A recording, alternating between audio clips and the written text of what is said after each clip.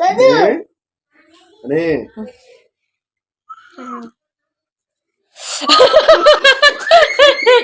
ఇట్రా ఇట్రా చలి రాజా నన్నే గులాబ్ జామ్ తింటున్నా పెట్టుకున్నాను.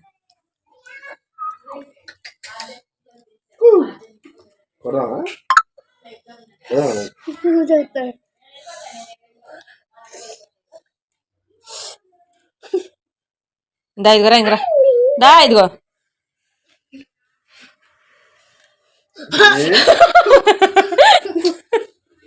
ఆత్రపు కుక్క. హాయ్ అండి అందరికీ.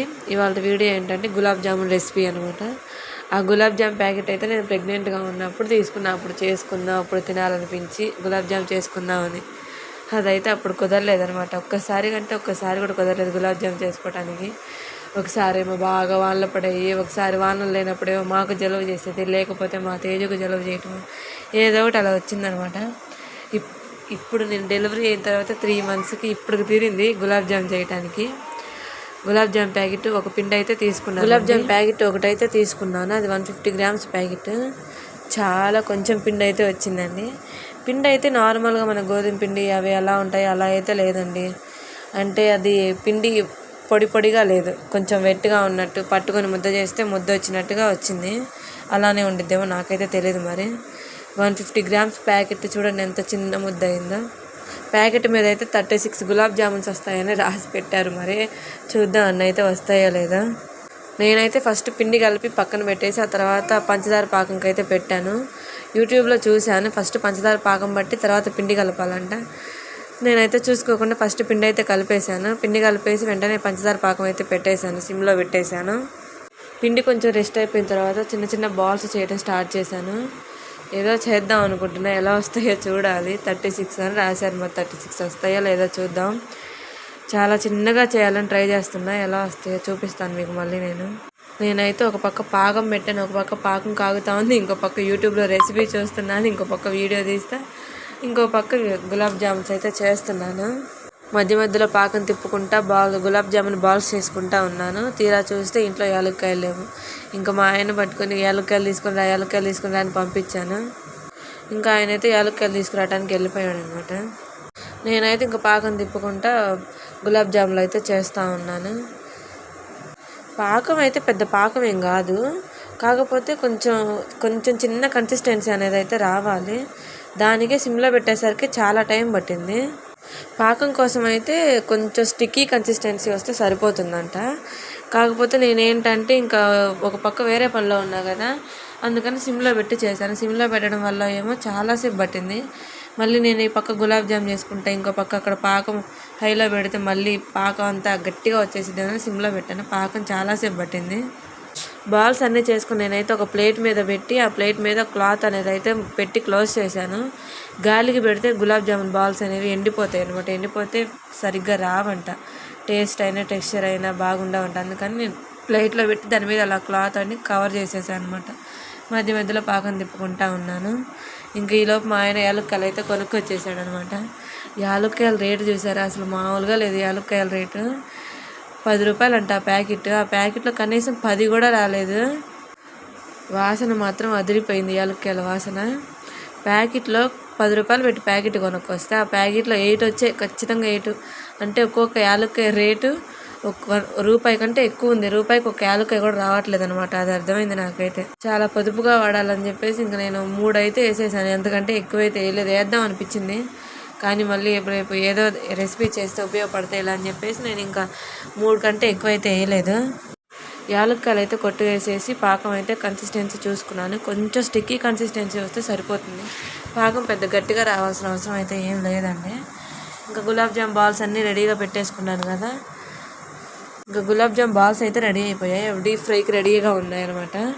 పాకం అయితే చూసేసుకొని ఇంకా పాకం ఆఫ్ చేసేసాను. కళాయి పెట్టుకొని దాంట్లో ఆయిల్ వేసుకున్నాను. కొంచెం అయితే ఆయిల్ వేసుకున్నాను. ఆయిల్ బాగా హీట్ అయిందా లేదా చూసి ఇంకా తర్వాత బాల్స్ అయితే చూడండి, ఒకటి పెద్దగా వచ్చింది, ఒకటేమో చిన్నగా వచ్చింది.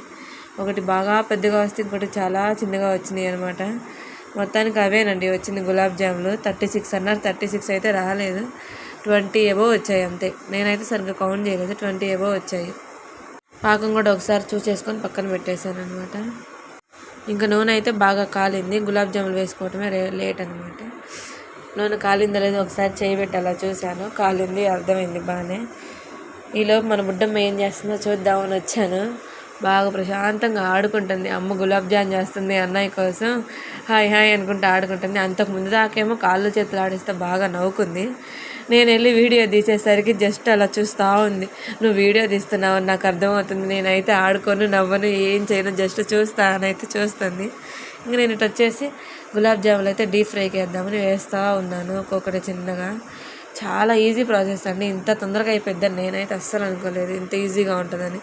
ఎలా వస్తుందో, పగులుతాయేమో, లేకపోతే బాగా వస్తాయో రావో అనుకున్నాను. చాలా ఈజీ ప్రాసెస్గా అనిపించింది.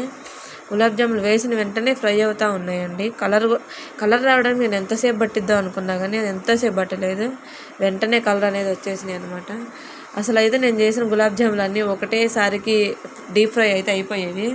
నేనేంటంటే ఇంకా మళ్ళీ అన్నీ ఒకసారి వేస్తే అవుతాయో లేదా అన్నట్టు ఫస్ట్ కొన్ని ఎక్కువ వేసాను, హాఫ్ కంటే ఎక్కువ ఫస్ట్ వేసేసాను, మిగతాయి పక్కన పెట్టాను. వెంటనే ఫ్రై అయిపోయాయండి. నేనైతే చాలా టైం పట్టిద్దేమో ఏంటో ఎలానో అనుకున్నా. ఒక్కటి కూడా కొంచెం కూడా క్రాక్ అనేది అస్సలు రాలేదనమాట. చాలా బాగా వచ్చినాయి రౌండ్లు, వెంటనే ఫ్రై అయిపోయినాయి. ఇంకా ఇటు తీసి అటు వేసేసాను అనమాట పాకంలో. వెంటనే ఇక్కడ ఆయిల్లో తీసేసి అక్కడ పాకంలో వెంటనే వేసేసాను అనమాట. సెకండ్ బ్యాచ్కి అయితే నేను కొంచెమే ఉంచాను, ఎక్కువైతే ఉంచలేదు. ఇంకా ఫస్ట్ బ్యాచ్లో ఉన్నాయి అయితే మొత్తం ఆయిల్లోంచి తీసేసి వెంటనే పాకంలో అయితే వేసేసాను. పాకంలో వేసి కొంచెం బాగా అటు ఇటు తిప్పి, అంటే పాకం మొత్తానికి పట్టాలి కదా, అలా ఇంకా పాకంలో వేసేసి మొత్తం తిప్పి పక్కన పెట్టేశాను అనమాట. ఇంకా సెకండ్ బ్యాచ్ కోసం కొన్ని ఉంచే కదా, ఎక్కువే ఉంచలేదు, ఫస్ట్లోనే వేయాల్సింది అవి కూడా. కాకపోతే నాకేంటంటే ఫ్రై అవుతాయో లేదో అన్నట్టుగా నేనైతే మొత్తం వేయలేదు ఫస్ట్లోనే.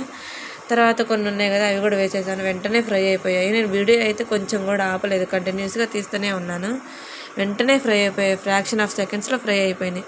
వెంటనే అవి కూడా తీసేసి ఇంకా పాకంలో వేసాను అనమాట. నేనేం చేశానంటే అసలు ఇవి టేస్ట్ ఎలా ఉంటాయో ఏంటో అని మొత్తం అయితే పాకంలో వేయలేదు.